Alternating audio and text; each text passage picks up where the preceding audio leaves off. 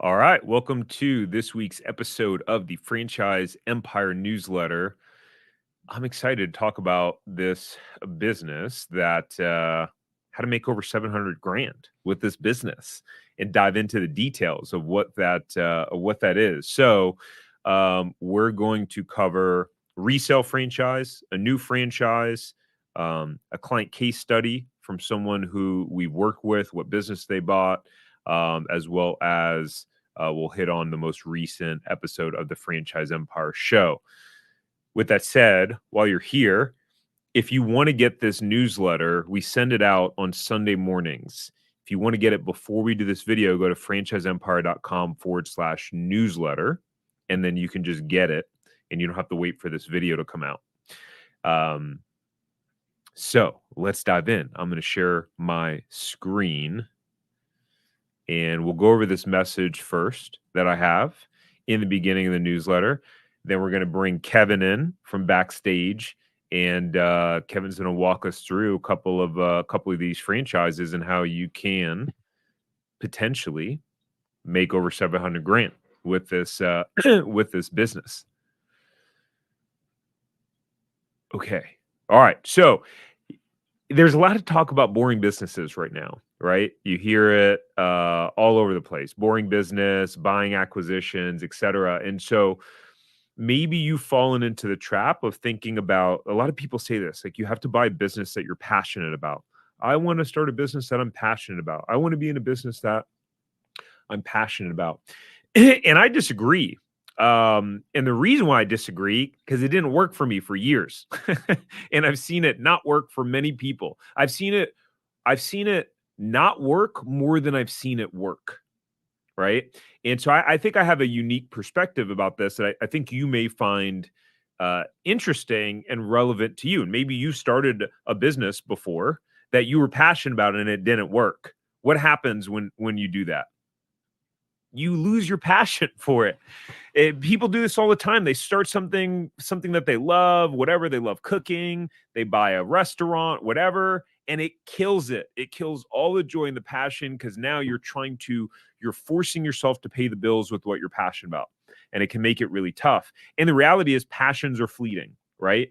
Passions can change day to day and week to week, right? What you're passionate about today could be totally different a year from now. So if you buy a business based on passions, what happens when your passions change? And now you got a business that you own with employees.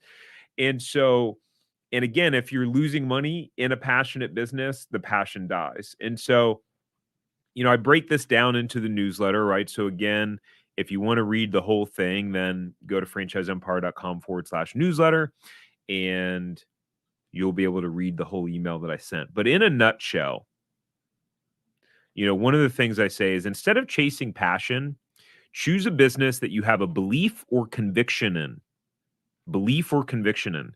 And it could come down as simple as what I put in the newsletter, which is, so like, I'm not passionate about childcare, but I would own a daycare franchise. Actually, Bridget and I, like 2 years ago, right before COVID, actually, we were very, very close to pulling the trigger on a daycare franchise. And then COVID hit, and we're like, it was like pure chaos. But the reason why is because I believe in it. Like, I have 2 young kids. I have a 1-year-old and a 4-year-old. And so it's something that hits close to home to me. It also has recurring revenue. It's only a Monday through Friday business. So, like, to me, that business would be something that is interesting to me, and that would make sense, again, because I have a belief and connection to it. And when you start to make a bunch of money with your business, I'll tell you what, it's a lot easier to start feeling passionate and excited about it. And so the whole point is that stop chasing the passion, figure out something that you have a belief in, even if it's just like, hey, I've had terrible experiences with plumbers. All the plumbing companies I've hired in my area are terrible. I'm going to own and operate a plumbing franchise because I believe and I have a strong conviction in providing a better service to the community. That's all you need. You don't got to be passionate about plumbing. You can just have this conviction and belief about wanting to produce a great service for your community. So find the business that works, that can make the money you need to support yourself and your family. It's crazy how quick you can be passionate about it once you start killing it in something, and then use that money and time to do things that you're passionate about. With that said, Kevin, what's up, man? Oh, I can't hear you. Okay. Sorry, I was muted. That's probably why. Yeah, all good. Yeah, I mean, we're gonna hit on a couple of businesses that I would consider to be, boring businesses. But what's your take on the whole doing something you're passionate about? Yeah, I mean, we take that personality assessment. Me and you are both high achievers. Achievers tend to like just want to something that they can build, and then the passion comes second. So I totally agree with that message. I think, most people, regardless of their personality type, everyone kind of has the same values and that they want to believe in the product or service that they're going to be selling, right? Like most people want to feel like they can get behind it. So yeah, whether it's a plumbing franchise or some other franchise, but understanding like you're gonna and feeling like you're gonna provide quality and value to your customers is important for almost everybody we work with. And so I think you can find that in a number of different industries. And then yes, you can become passionate when you're successful and you're building a team and you're giving people employment opportunities and you're seeing them grow. That's the type of stuff that makes me passionate. So yeah, totally agree. Heck yeah. All right, let's dive in. So let's cover this business. So this is the featured resale. Tell us about this resale opportunity. I'll make it a little bit smaller. Yeah, I really like this business. It's called Outdoor Lighting Perspectives. It's OLP for short.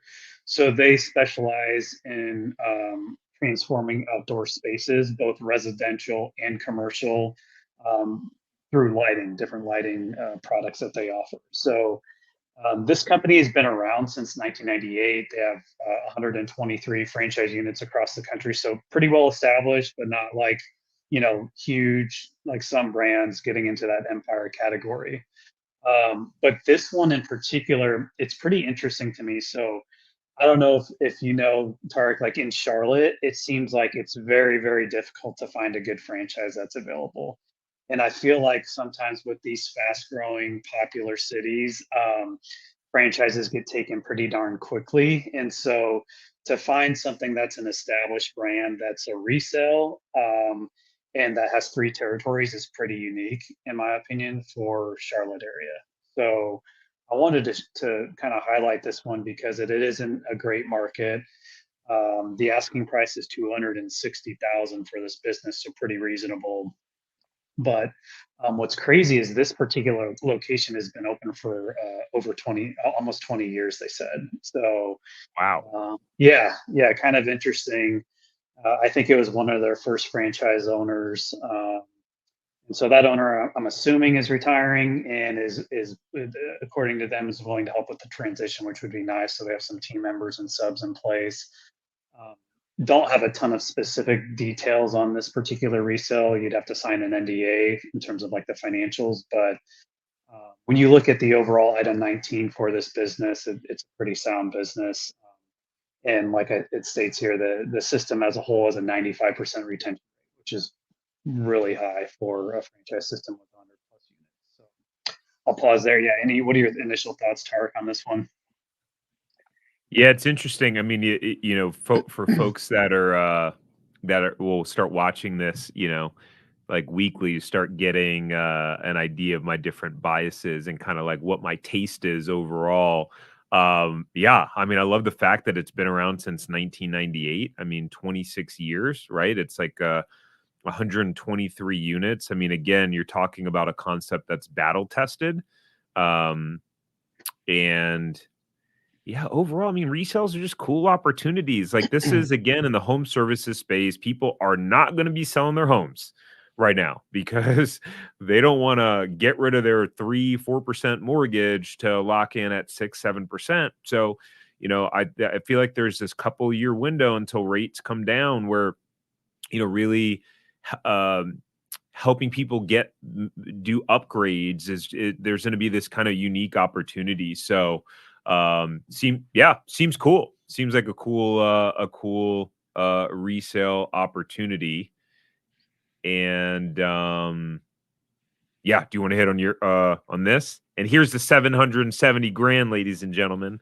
Yeah, yeah. So, according to their 2023 FDD, 68 reporting franchise units. I'm assuming some of those maybe have more than one territory, but regardless, the average unit volume was 770,000. So, pretty strong. And what I like about this is it's super niche. So a lot of like landscaping companies or lawn care companies don't do lighting, right? Like you're probably going to get a lot of referrals from this because it's a little bit specialized. But not only residential, commercial as well. So like think of all new construction or even like retrofitting older buildings to have better lighting on the exterior. There's a lot of applications for this. So I think if you can get somebody that is good at doing these design consultations, is what they call them, you could really grow this business. I'd be really curious to see kind of what they're doing now, where their mix of residential and commercial lies for this particular resale. But it's also part of Outdoor Living Brands, which is an umbrella company that has Architect, which does outdoor living spaces, and then Conserva Irrigation, which does sprinkler system installation and maintenance. Oh, that's pretty Opportunity to, interesting. yeah, potentially expand in one of those brands in the future if if you bought this one and wanted to add another brand. Nice. Yeah, that's fascinating. Cool. Yeah, so I mean, AUV of 770 grand is pretty solid. So if you guys are interested in this resale or in any resale, or you want to find out, hey, what franchise resales are available in my area, then you can go to franchiseempire.com/resales. You're entering a couple pieces of info, and then you'll be able to set up a free, quick 10 or 15-minute call with either Kevin or Krista and see what's available in your market. Moving on, client case study. So this is cool because Kevin and I tag teamed this one, and uh, I'll say my part, and then Kevin, you really did the bulk of the work with Josh. But I thought he was a fitting case study because Josh came in wanting to open a gym franchise. And I think he wanted to buy, I can't remember if it was buy resale or wanted to buy one new. And I remember this was before I stopped working with clients one-on-one. And I remember my first call with him, and he was like, "Yeah, I want to open a gym franchise." Da da da da. And he told me about how he had um, had like a little side hustle installing flooring. He was a wildland firefighter, was really handy with stuff. And I was like, "Man, you should do home services. It's going to cost you way less. You'll probably enjoy it way more. You already got the strength and skill set there. It's probably lower risk." And then Kevin, you wind up pretty much taking the ball from there and working with him 90% of the way after that. So what was that like working with him, and kind of Yeah. that conversation like? Yeah, Josh is awesome, man. I loved working with him. He was super open to exploring other opportunities as we went through the process and had conversations and looked at financials and things like that, looked through FDDs together. He kind of realized like the gym wasn't definitely wasn't the right path for him. And so we presented a number of different options to him, but he ended up buying a Housemaster home inspection franchise. um, Perfect fit for a number of reasons. You don't need to spend a ton of time getting into it. It was just an awesome fit for him, and he's killing it. Like he's already very booked out. And what's interesting is like he's in a market that isn't super heavily populated. It's like in Northern California, and it's not a ton of people, but he had connections to real estate agents. He had experience with understanding how homes were built in that area and what to look for. It was a perfect fit. So he's doing really well. I'm happy for him. Yeah, great guy to work with. 100%. So for those of you who get this newsletter, you can click on it and watch the Josh's little review testimonial of like his story and what happened, and why his actually he was a wildland fire. I won't tell the story. Actually, go. It's actually very interesting. It might be a little bit of a tearjerker, even for you masculine men out there. For you ones that want to provide for your family. His story was really awesome. Um, but you can go to our YouTube channel, Tarek Johnson Franchise Reviews, to see all of our client case studies, or you can go to franchiseempire.com/success hyphen stories. Boom. All right, let's move on. I almost said my personal website. I forgot that we had that. All right, franchise of the week. There, you have an interesting take on this, Kevin. But tell us about this skedaddle. Yeah, so Skedaddle, it's hard for me to say, but it is a unique name that you can remember. But they do humane wildlife control. So what I can explain what that means here in a minute. But this company was started in Ontario, Canada. So they're actually a Canadian franchise, and they started franchising in the US in 2020. Um, so they have 14 franchise units between US and Canada now. This one is basically the way they do it. It's kind of like a pest control slash wildlife control business in one, but the way they do it is through humane methods. So they're going to come and, like, if you have rodents in your home or raccoons or bats or whatever it may be, they're going to come and basically excavate those animals, set them off into the wild again, and then patch up any areas that they're entering into your home. So I've got intimate experience with this problem. I used to own a very old brick and mortar brick house built in 1920, and seemingly every year we had bats coming in home at the same time. And I tried to hire some like random cheap, company in the area that claimed they would fix the problem. They never did. So it is a thing, like, and it isn't cheap to fix it. Like, it does require some work. So it is a nice business. Like, I'm assuming they have a pretty good business model here. In my opinion, I don't know how like scalable it is and versus other home services franchises, and maybe I'm totally off base there. I don't know as much about this particular franchise as some of the other home services spaces, but I do think you need to be kind of passionate about animals and, like, the whole mission and purpose behind how they do it. I do think that's important um, for their owners to kind of have that. Like, hey, we want to make sure we're not just going in and like taking care of the animals in a non-humane way. So probably not a business that's for everyone, but it is one of those things where I'm not sure I'm going to get up in my attic and remove a raccoon or bats or anything like that on my own. I'm calling somebody. So I don't know about you, Tarek, but I would not do that. It's funny because until you said the bat thing, I totally forgot about an experience we had. So when we lived in California, we lived kind of up in the mountains. We had a 5 acre lot, Okay. and so it was pretty much in the mountains, and there were all sorts of critters up there. And so uh this happened multiple times, but like Bridge and I would be laying down in bed and you just hear like Yeah. and we kept having these like mice that were getting in between our walls and you could hear them, and it was just like the creepiest feeling. And we had a really nice house too. It was just like it makes you feel disgusting. And yeah, we had to hire a company, and they were super expensive actually. It was like thousands in order Yeah. to get that. They had to cut a hole in the wall and da da da da. And so then here's what happened. So they wind up putting poison, right? So they weren't doing it the humane way, but then the mice died in there, and then there was this terrible smell. So Yeah. then they had to come back and like go in and like, oh man, it was just a whole thing.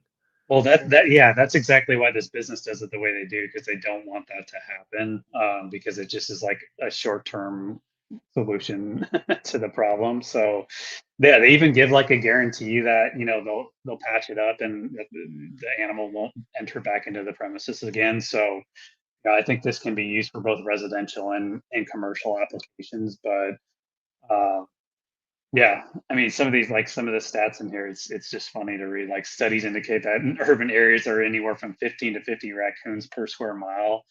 It's kind of crazy, and you don't want to mess with those when they get into your attic.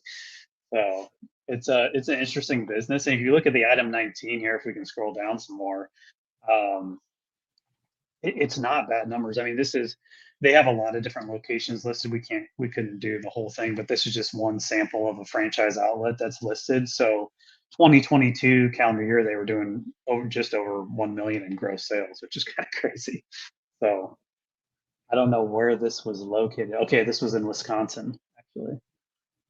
Yeah, that is wild. But I mean, given I guess if it's, probably a couple grand for just a basic, not basic service, but I guess at that point, yeah, it can add up.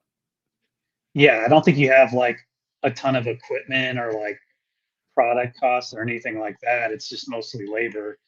Um, so, I mean, you look at I think that's like an EBITDA number at the bottom, which is around 20%. It's pretty good. Yeah, yeah, it is interesting. I'm looking at the way that they break it down in terms of technician labor, sales, and general labor cost. Hmm, interesting. Cool. Well, This for is any of you one. guys that go ahead. Oh, sorry, man. Yeah, this is one also that they allow for. I know you have your thoughts on semi-passive ownership, but they do allow for that, and I think they have a decent plan in place to allow for that. And then a couple other benefits. They have huge territories, so their territory is 500,000 in population, which is pretty dang big compared to most franchises. Minimal competition. I would say there is competition in my opinion, but like I mentioned earlier, there's people that do it half-ass and don't really do it permanent solution. So you're kind of like the permanent solution offering in the market. And then it is Mm, easy to scale because you don't need a brick and mortar location, which is nice. mm. Yeah, certainly easier to get like ramped up like Hmm. quickly. Cool. Anything else on it? That's it. Roger that. Yeah, the whole semi absentee passive thing. I got all sorts of thoughts on it. We'll save it for another time. I think for someone who's actually working in it and overseeing it and having a manager, definitely possible. But I mean, there's folks out there where it's more like the expectation is I'm going to hire a manager and then the manager's just going to do everything. I'm going to be hands off. That's the recipe for disaster. And unfortunately, there's, I think, a good amount of people that do that or that's their intention. Yeah, you need some sort of flexibility in your day-to-day job so you can allocate time to managing the manager. I also feel like you need to be pretty well capitalized compared to, like if you're hiring a manager and paying a salary like that, that's a whole additional cost you need to factor in. Anyways, yeah, we can talk more about it some other time. Cool. If you guys want to check and see if Skedaddle is available in your area or just what franchises are available in your specific area, then you can go to franchiseempire.com/check territory and we'll be able to see what's available in your area for free. You can set up a free 15-minute call and just kind of figure out what is out there. Last but not least, the most recent episode on the Franchise Empire show is how to use AI to get more customers. So for any of you who are considering obviously being a business owner, or maybe you are already, this is a must watch. This was actually pretty incredible doing this with Scott. He pulled up Chat GPT, walked me through prompts, and created this whole marketing plan for my business right there on the spot using Chat GPT. It was actually pretty incredible. So, for me, I know some of my team uses Chat GPT and different kind of AI for those purposes. I really haven't done much with it because I've just felt like it's like overwhelming and confusing, and there's so many things. It's like another thing to learn, and he pretty much just shattered that kind of belief for me right then and there, just being like, look, man, it can be this easy. And I was like, oh, wow. So you can check that out. You can watch it on YouTube or listen on the podcast platforms. Remember, we have a separate YouTube channel, which is the Franchise Empire Show YouTube channel for all of the podcasts. So if you haven't subscribed to that channel, make sure to go do that. Just type in the Franchise Empire Show on YouTube and it'll pop right up, and go subscribe. Outside of that, that's all we got. Any last parting words, Kevin? I got nothing. Nope. Good stuff. I'm excited to watch that. Yeah, Chat GPT is intimidating to me as well, but I'm interested in adapting and learning how to use it. I know how much you love technology. Yeah, I'm not a huge. Yeah. Awesome. All right, everyone. Have a great All day. right. See you next Yep. time.